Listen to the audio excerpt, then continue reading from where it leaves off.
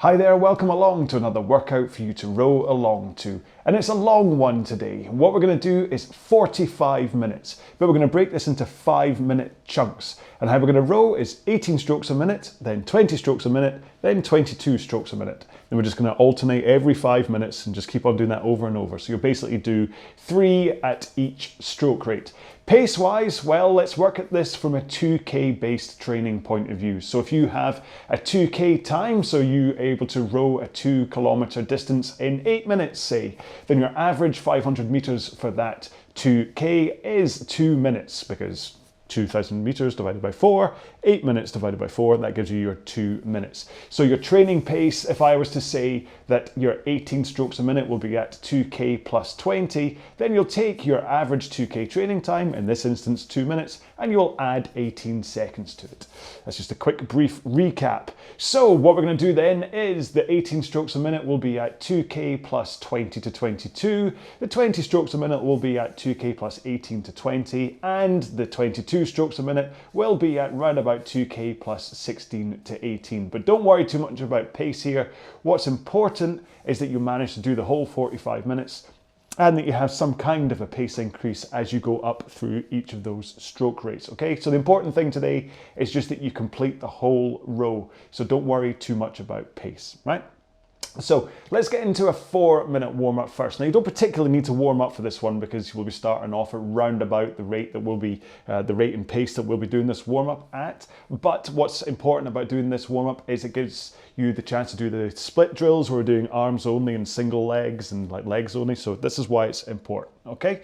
Big long intro today, but I wanted to make sure and just kind of reset the whole thing in case you haven't seen one of my videos before. So let's get everything set up for our warm-up. So start off by setting your drag factor, please. Now I have a little dot on my machine that sets all the different drag factors, which is why I'm able to just move my lever. However, you want to go to menu and then display drag factor, take a couple of rows, adjust the lever until you get to the drag factor that you want it at.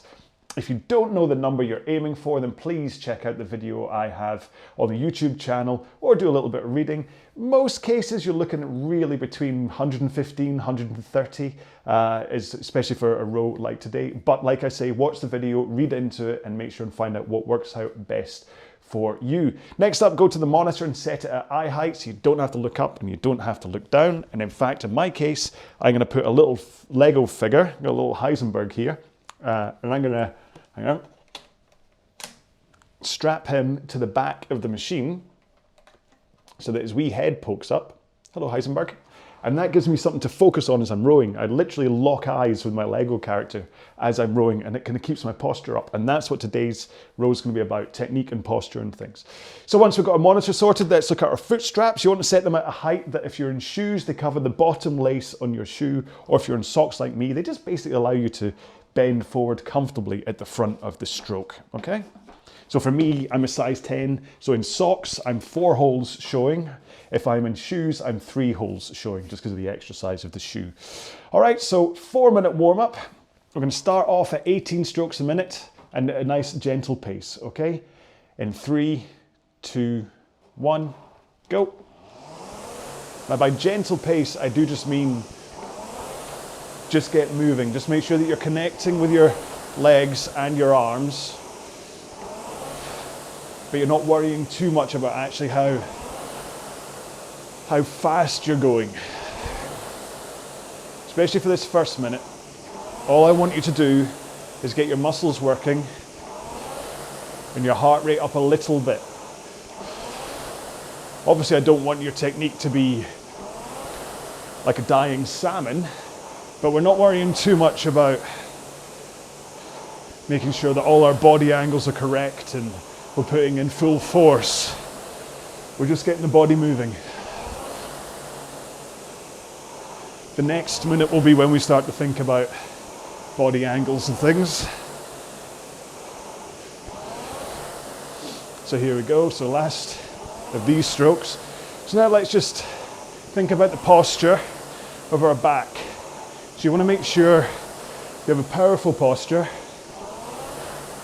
leaning in to 1 o'clock at the front of the machine, and then at the back, we're going to go back to about 11 o'clock. Making sure you're got a good posture the whole way through. Try not to slump your back at either end of the stroke. When you're at the front, try and be up on your sit bones rather than with your hips tucked under. But I'll go through all of this in more detail in today's row, don't worry. Okay, 3 more strokes. And then we'll take a foot out of the straps. So take 1 foot out, put it on the ground, continue rowing. Find somewhere nice and comfortable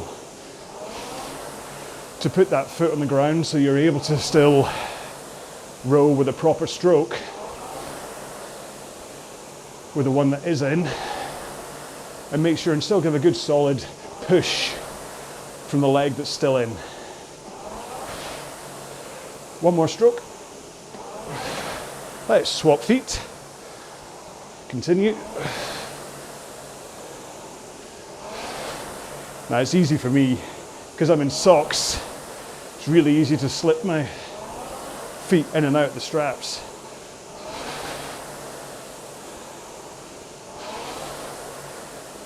Make sure and don't over compress at the front. Just row normally. Last stroke. I put both feet in, legs straight, and just row with your back and arms. So swing over your hips, pull in your arms. If you need to have a slight bend in your knees, just so you're not locking them out, then by all means do. But nice posture, rocking over your hips, pulling in with your arms, nothing from the legs, okay? 1 more here. Now slide to the front, straight arms, and just drive out with the legs. Keep your arms nice and straight. Slide to the front and get the timing right to hit the catch. You want that connection point as you drive with the legs to be when you connect with the catch. 1 more stroke here. There we go. So that's our warm-up technique stuff done. Next up, we'll go into our 45-minute row. But keep on moving up and down the rail, have a quick drink, and I'll quickly just go over those pace guides one more time. Okay then, so today's row is a 45-minute row, broken into 5-minute chunks. So you're going to do 18 strokes a minute, then 20 strokes a minute, then 22 strokes a minute, then 18, 20 and 22, and 18, 20, 22 again. Pace-wise, well, for the 18 strokes a minute, you'll do round about 2k plus 20 to 22. For the 20 strokes a minute, round about 2k plus 18 to 20. And for the 22 strokes a minute, round about 2k plus 16 to 18. But don't worry too much about pace. If you think you have to start off a little bit slower in order to get through a 45-minute row, that's absolutely fine. If you need to do those 18 strokes a minute at 2k plus 25, say, then that's fine. Just make sure and go a little bit faster as you go to the 20 strokes a minute and a little bit faster still for the 22, and then you back off right to the 18 again and work up. Now, we're not going to do any kind of heart rate based training here today, but it will be interesting to see how the heart rate elevates through the workout. All right, so we'll might as well get into it. I'm going to talk a lot about technique today. As we hit each of these 5-minute markers, I'll do a brief recap just so you can kind of concentrate and reset yourself. And it'll be interesting to see how you react as the stroke rate increases, even these just 2 clicks every 5 minutes. All right, you ready for this? Let's go then. So, in 3, 2, 1, go. There we go, right. So, 18 strokes a minute to start, around about 2k plus 20 to 22 if you're doing it on a strict 2k training pace. Now, I'm gonna go for a comfortable one. So right now, 2k plus 22 is what I'm sitting at. Mostly because I've had a week away from rowing due to work. So I'm going to use today's session to ease myself back in from a body point of view, so I don't shock myself by going too fast and then either getting injured or completely depleting my energy stocks. Because my plan is to keep doing these every day for the next couple of weeks, and then adding 5 minutes to the duration every day. So eventually we'll be up at the 90-minute mark for these rows. Who knows what I'll be talking to you about by then? I'll completely scrape the barrel from my chat. Right, so let's just take this 20 seconds to make sure we're in the groove, and then we can start analysing technique a little bit. I'll try not to talk to you for a whole 45 minutes about technique, don't worry. So let's go back to the back and posture, because this is what I want to keep bringing up. So as you address the machine at the front here, I want you to be leaning forwards to a 1 o'clock position, but importantly, I want you up on your sit bones. Okay, so not with your hips rolled under you, but with your hips tilting forwards so that you're primed, powerful, and ready rather than slumped. Okay, so leaning forwards on your sit bones should really take care of all the forms of your posture. You should then be up and powerful and ready to take the stroke. But if you need to just think about something to keep you kind of primed, and I do like to bring in my wee carrot at this stage and just say, imagine you had a carrot stuck up your backside and you're trying to make sure it doesn't snap as you're rowing. That's the posture and braced core that you need at the front of the machine. It's important at the back as well, but I'm not talking about that yet. So forward lean on your sit bones, a nice powerful posture. You're not bolt upright, you're not a big slab of wood, you're just powerful. And then as you transition into your back lean to 11 o'clock, try to keep that carrot safe. Don't round your back. Don't collapse on yourself. Stay powerful. And all you're doing is swinging over your hips as you go from that 1 o'clock at the front to the 11 o'clock at the back. All right, 2 more strokes. 1 more stroke here. Now we're up to 20 strokes a minute. Come on. So 1 stroke every 3 seconds now. And make sure to think about that primed posture at the front. Ready to take the power as you lay it in. So that's me at 2K plus 19, 2K plus 20. So I'm 2 seconds faster than I was at the 18 strokes a minute. That's really all I'm looking for from you. And it shouldn't really be that you're having to feel as though you're actively increasing the power you're putting into the machine.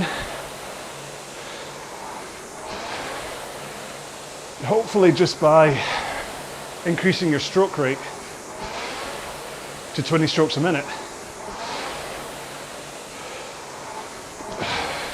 that pace has just come naturally into the machine. Of course, you do need a tiny bit of an extra push from the legs to increase your stroke rate, but it's not a huge amount if you're only looking to increase by 2 seconds per 500 meters. So keep that thought of your powerful posture as you get to the front of the machine. But there's more to it at the front. It's not just about your back angle. How far you do the seat slide is really important too. You can overslide, it's like an over compressing. You can also underslide where you're not sliding enough. So ideally, you want to slide far enough that your shins get to a vertical position. So they point vertically up here. So you don't want to go past, you don't want to go too shallow either. You don't want to stop short. You want to hit that vertical position because that gets you kind of coiled up like a spring, ready to unleash into the stroke. Especially when you have that forward lean into the 1 o'clock position. So if you're primed with a good posture, got that forward lean, and your seat slide gets your shins to a 1 o'clock position, then you're perfectly wound up, ready for your body to launch into that stroke.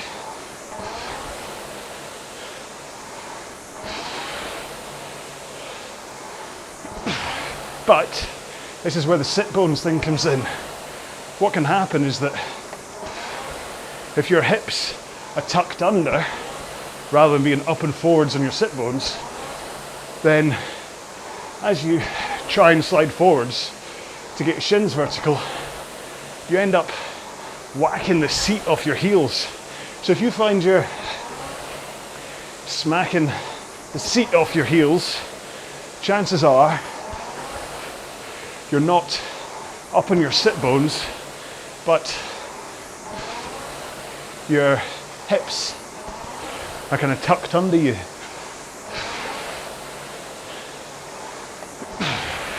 So that's a good indicator if you're not entirely sure what I'm on about. If the seat's smacking off the front, it's a good chance you've got bad posture. Okay, one more stroke here. Now we're up to 22s. Now let's just have a quick think. How's your posture at the front?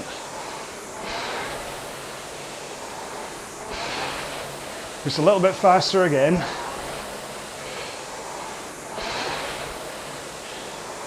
You might actually feel that this does feel like a slightly higher stroke rate now.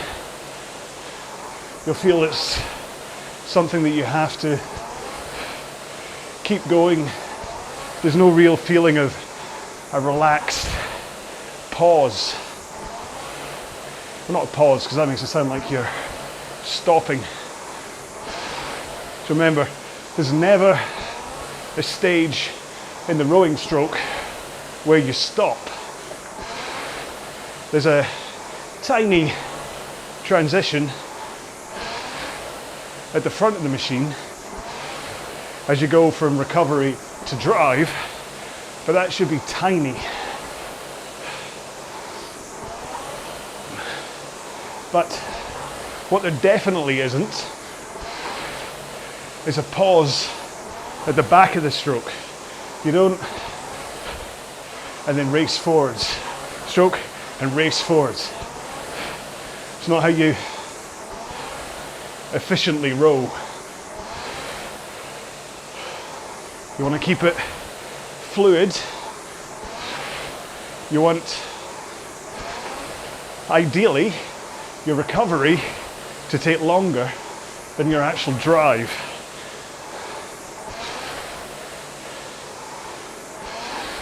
So if you pause and hold the handle at you at the back of the stroke, you're robbing yourself of a fluid recovery, which then means you have to race down the rail to get to the front of the next stroke, using up way too much energy, because your recovery is effectively recycled energy. I mean, it's not, but stick with me here. The important part is that as you finish with the handle into your chest, you get it out as smoothly, rhythmically as you can. So it goes in, out. Same pace you pull it in, take it back out at. Okay, so you're not racing it out, you're not shooting it, because again, you're wasting energy doing that. Just get it out in rhythm, straight arms over your knees. And what that does, if you have good posture at the back of the stroke, is it engages that forward rock over the hips without you having to actually think about moving. Just getting your arms out just starts your body's forward momentum. And then, because the concept too is very slightly raked downhill, once your hands are past your knees and your body's in that forward lean position, all you have to do is bend your knees to go sliding to the front of the machine. So you're not really using any focused energy. You're not jerking through any stage of the stroke in order to start your recovery down the rail. And that is super important because it is a recovery. It's not meant to be a part of the stroke where you're expending any energy. All right, 2 more strokes to go. 1 more. Now we're back down to 18s again. There we go. So, think about that posture. How does it feel when you get to the front of the machine, ready to take the stroke? Are you primed? Good posture, up in your sit bones, leaning into a 1 o'clock position? I hope so. Have a wee think about it. Try and feel the sensation. If you really feel that swing forwards, when you're starting your recovery, and then you hold your forward lean as you slide down the rail, you should be in that perfect position at the front of the stroke, ready to drive out for the next stroke. Now what's important is that you don't over lean. Now I have a really bad habit of that, where I'll kind of hyperextend my shoulders, I'll roll them forwards in the search for more length.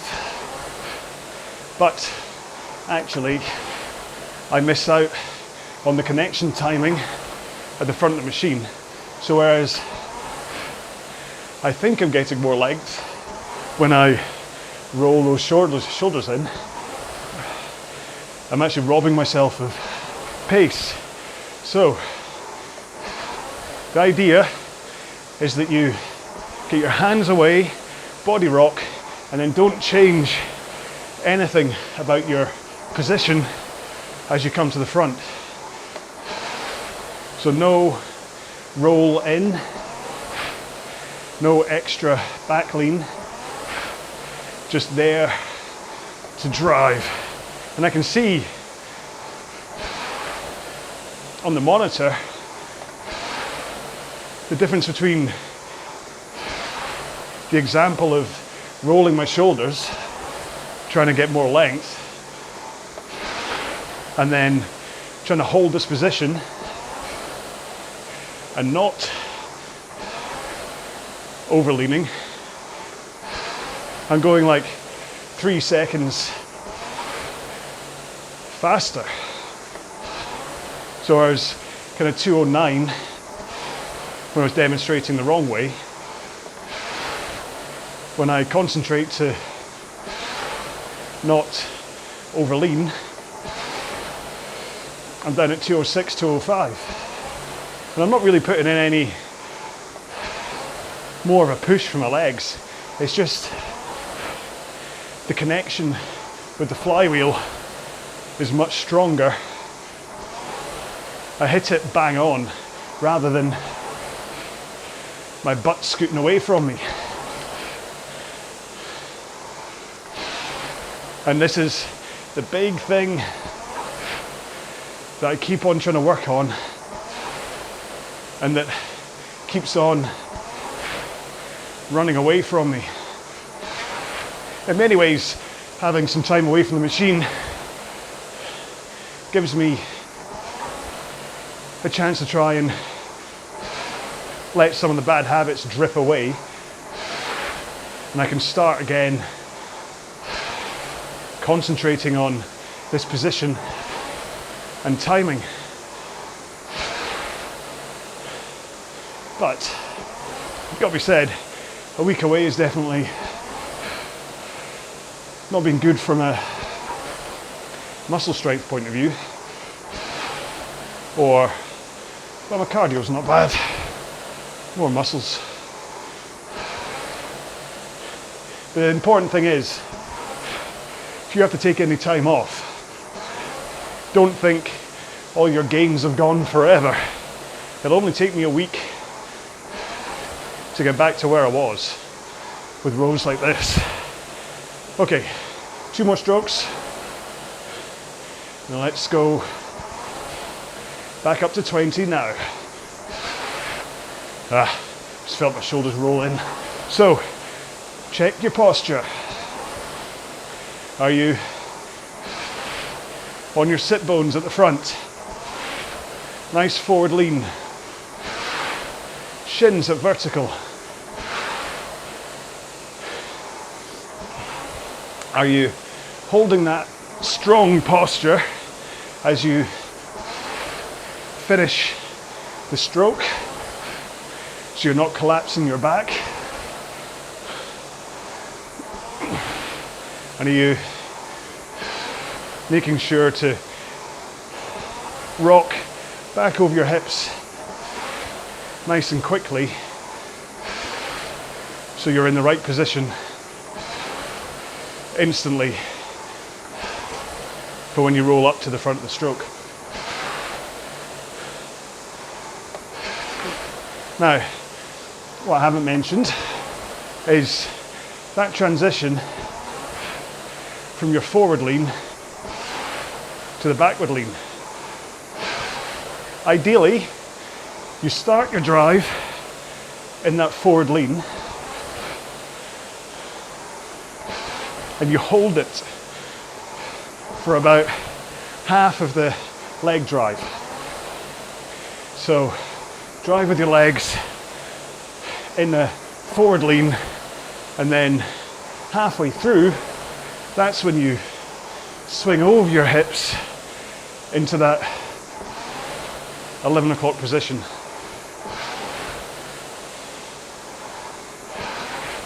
That forward lean lets the power go up from your legs through your back into your arms and into the handle.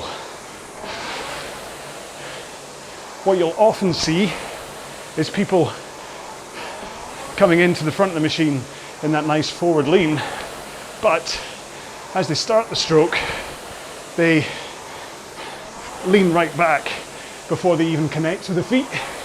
So they're basically in that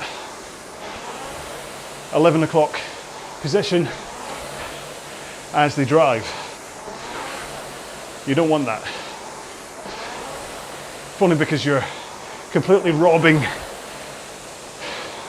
power that the swing from 1 o'clock to 11 o'clock of your back, that's a lot of mass that goes into the stroke. So if you've already taken care of the backswing before even connecting with the flywheel, then you're losing about 30% of the available power that you can put into the stroke. Bearing in mind, like 60% comes from your legs, then about 30% from your back, and then that last 10% is the finish of the handle into your chest. Now that's the only point where pulling the handle is actually what you're doing. So from the front of the stroke, all you're doing is hanging on to the handle. You're not pulling. Nice straight arms as you drive with the legs, and then you keep them straight right until the legs are almost finished, and then your back and arms pretty much finish in together. But you don't bend those elbows until the back of the stroke. Don't get to the front and instantly grab. It's not what it's about. You're not meant to be pulling for the whole stroke. Hang on at the front and then pull at the back. Okay? All right, 3 more strokes. Last one. Now we're back up to 22. Here we go. Want to see a tiny speed increase from you. Doesn't matter if it's only 1 second. I still want it to be some kind of a increase in pace as your stroke rate goes up. Especially when we're on these lower rates. You should easily see it happening in front of you. Once you get up to kind of the high 30s, it's not quite as obvious. but down at 18, 20, 22, 24, in fact pretty much all the way up to 30, you should see pretty much 2 seconds for every 2 strokes per minute. Maybe by the time you get to 28 and 30, you start to see a higher pace increase.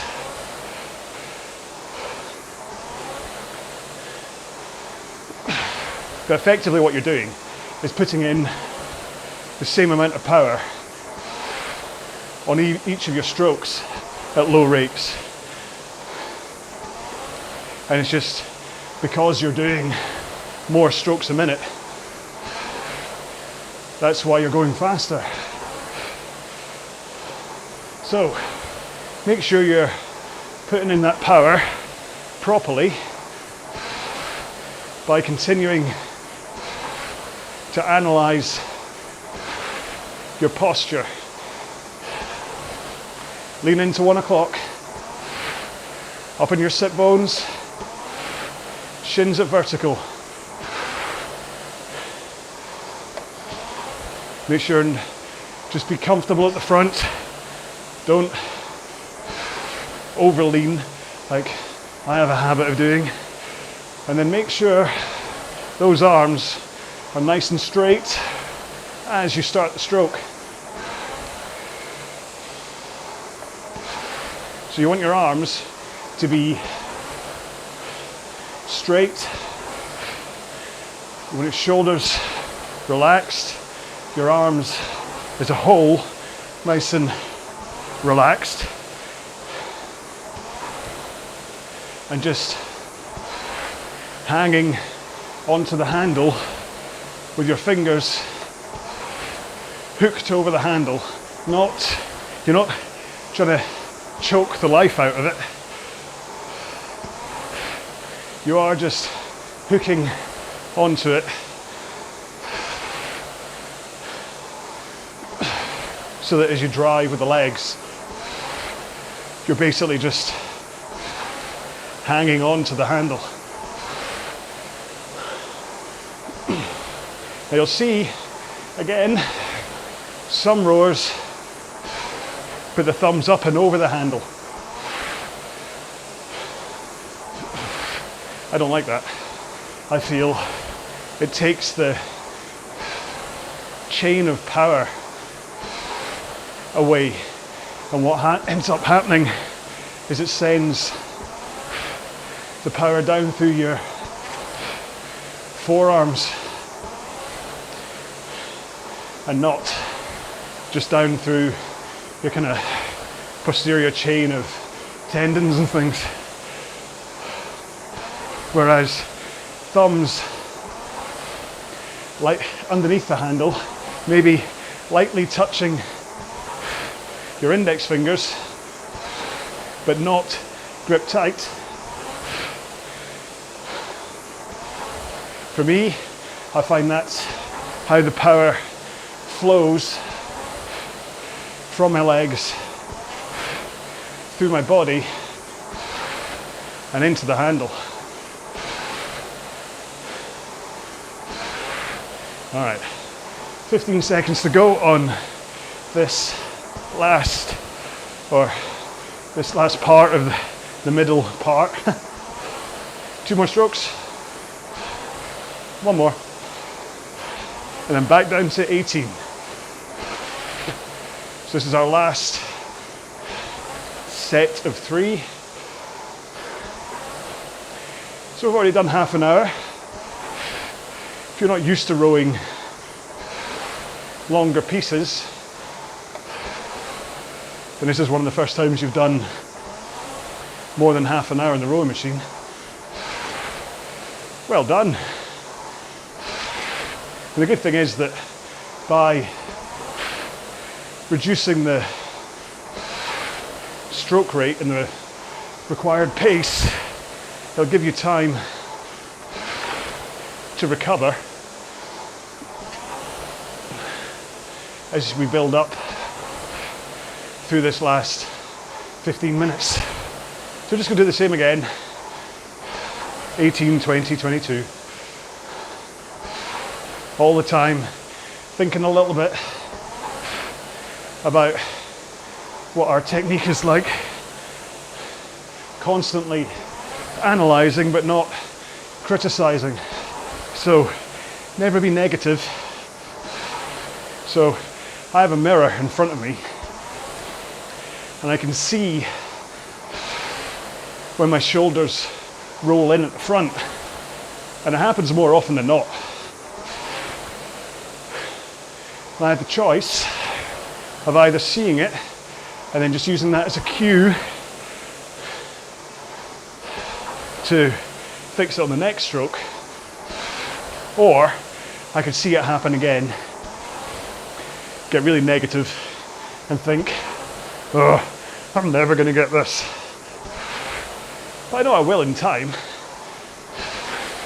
It's just like fitness and strength. It's just going to take practice and time and focus. Which is why having the mirror is quite handy. Especially when I'm talking to you. Because I've got one eye on the mirror and one eye on, well, I'd say one eye on you, but I can't see you, but you know what I mean. So I'm not really putting in 100% focus into my stroke. And if I didn't have the mirror in front of me, I don't think I'd be putting any focus into my stroke. I'd just be going up and down, hoping I was okay.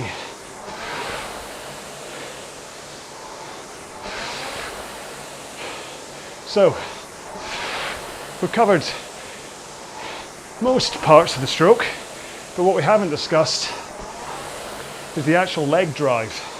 Now, I said that legs are responsible for 60% of the power. And that's true if you make sure to push with your legs, okay? It really is a push. You want to make it feel as though you're pushing the machine away from you. Trying to push it into next door. It's not a limp tickle. It's not like your legs are hardly used and then it's all from the arms. It's the other way around. It's all about the legs and then your arms finish. If you listen to my flywheel as I drive here, you'll hear that at the leg drive it goes boom, there's a real acceleration through the legs that then I try to maintain with the back and the arms. But that sound really is proof of what your stroke should be like. All legs. So get to the front, plant those heels into the foot plate and push the machine away with your legs. 2 strokes to go. One more and then we're up to 20. Here we go. 20 strokes a minute. Now as you do that leg push, if you've got your posture set up right and you hold that forward lean as you push into the machine with your nice straight arms up in your sit bones, all of the power from your legs just surges up through your body without any part of you having to fight against it, which then means the backswing and the arm pull are completely fresh. You've not used any power from your back or your arms until about halfway through the stroke. And after all, part of what we're doing is about trying to put in power to the machine. Either because we want to go faster, or because we want to go or want to be stronger, or we want to be fitter. And the truth is, the way I'm describing the stroke is a very efficient way to row. And the more efficient you can be, especially with your muscles, the longer you can row for.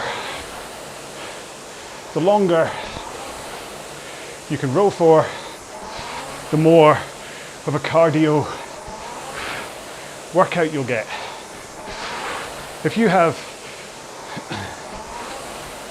a poor technique so that your muscles completely tap out after like 5 minutes, but your cardio system is still not really that touched, you're kind of not getting everything that you want from the session if you're trying to get fitter. It's fair enough if you're doing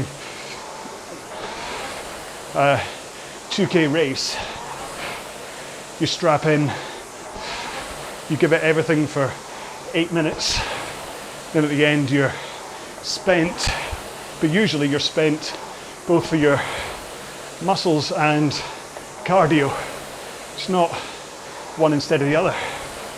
Whereas on a row like this, if you have an efficient technique, your muscles should never be an issue. In fact, for the low rate training we're doing today, you're kind of giving a medium hit to both your muscles and your cardio. So there's still one more level up, which is a hard row, and then another one, which is absolute max. And I label the three of these as bottom, mid, and top tier. So what we're doing today is a bottom tier row that will work your muscles. You'll know you've done a workout, and it will take its toll on your cardio, but at no point should you feel absolutely destroyed and like you can't go on. If you are, then either something's amiss with your technique, or you're just going too fast. Remember what I said at the beginning, you need to pick a pace that you know you can complete this row at. All right, 3 more strokes, and then we're up to 22. One more. Here we go, our last 22s.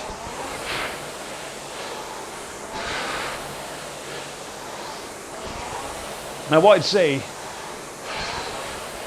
obviously a bit late to say this, but if you come back and do this one again, and at this stage you're floundering a bit, then next time start a little bit slower, but then as you reset to the 18s, if you have to go a little bit slower than you did on the first 18, then do so. And the same with the third one. No one's a hero on these long bottom tier rows. It's all about just building fitness, working on your technique, and getting time to focus on the row machine. Now, the last thing I want to talk about is your feet at the finish of the stroke. And this has a great bearing on your posture. Ideally, your leg drive is finished before your arms come in. And so what that means, with a powerful braced posture, remember, is that all the power has gone into the machine and you don't need to flick your feet up against the foot straps to stop yourself.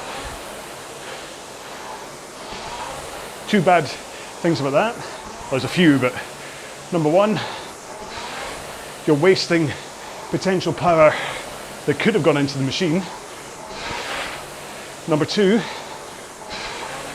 you can injure yourself. You can harm your knees, your shins, your quads, and your hip flexors by yanking on the foot straps to stop yourself. But also, what tends to happen is that as you yank on the foot straps, it creates that hip tuck that I've been so careful to warn you against. So if you yank, your hips automatically roll under and your knees come up too early. So that means your perfect posture is being destroyed, and it also means we go back to this idea of you shouldn't really need to use any muscles for the recovery. And so if you're pulling yourself forwards with your feet, because your knees pop up, you then have to lift your handle over and you have to kind of sit up and get your forward lean ready again. So don't. And if you're sitting there thinking, but hang on, how do I stop if I don't yank myself? Like I say, finish the leg drive before your back and handle. If you don't believe me, let's do this last minute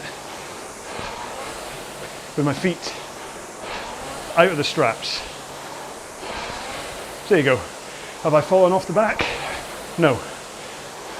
That's because I'm getting the leg drive over and done with before my back and arms, so that all the momentum has gone into the machine and I don't need to fight against it. And then the handle away and the body rock and then bending my knees takes care of coming to the front. No muscles used there for my legs anyway.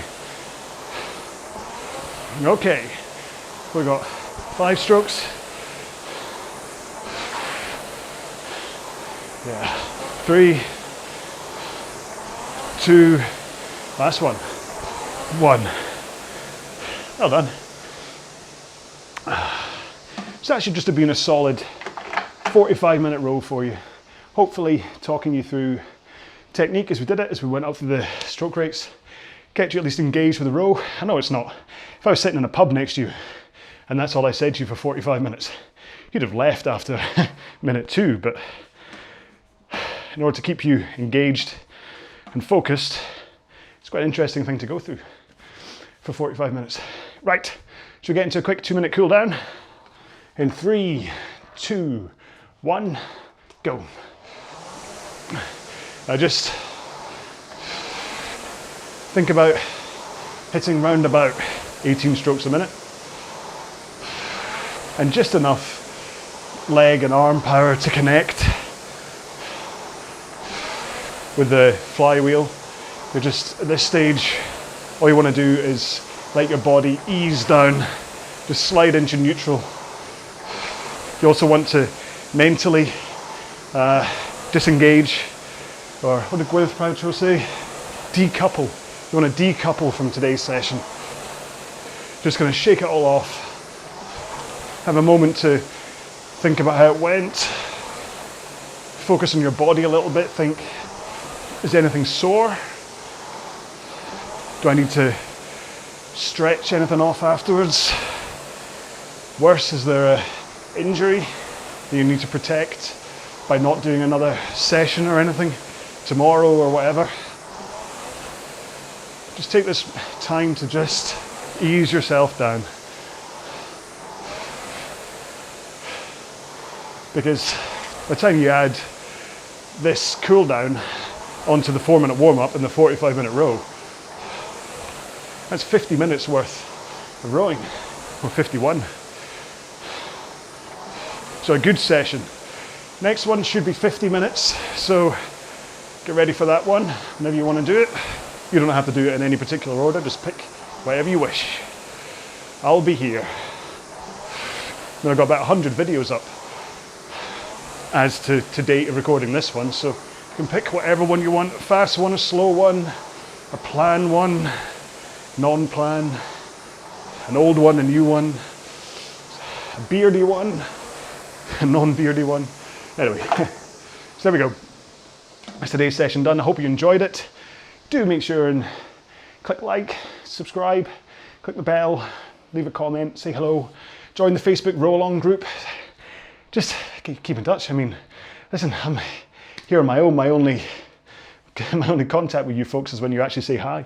And I do tend to have little pockets where I don't reply to people because I'm too busy with work. But then you get a flood of replies from you all at once. It's like lots of replies, which I think is going to happen today. So anyway, so yeah, so I hope you enjoyed being part of this. Leave comments if you've got any ideas, then please let me know. And I hope you like today's t-shirt. This is the Don't Snap the Carrot t-shirt, available to buy through the RowAlong shop. But nobody buys them, so don't worry about it. There's absolutely no pressure. I'm not here to sell you a t-shirt or a hoodie or a plan or anything. I'm just here to help motivate you through a rowing session while I motivate myself through a rowing session. We're all in this together. No, we don't have to suddenly make our fortune from everything. So anyway, I'm ranting, so I'm gonna go. You have yourself a great day. Hope you enjoyed the row. I'll see you in the next one. Be well. Bye bye.